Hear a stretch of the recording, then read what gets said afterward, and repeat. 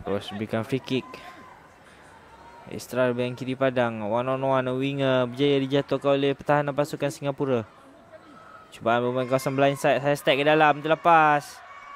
Kali ini menerusi Nur Iris.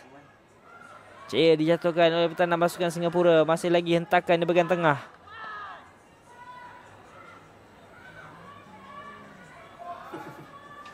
Iris, satu ke saya step ke dalam, 2, 3, pertahanan terkeliru. Satu gerakan solo daripada Nur Iris Kristina.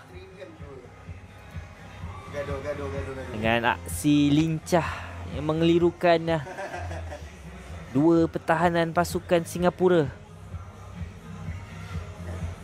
Sebelum berjaya meletakkan bola di ke dalam kawasan try.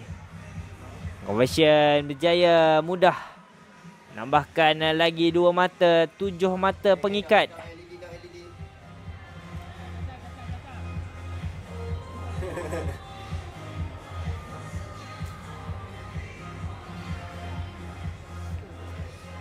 Kini mata terikat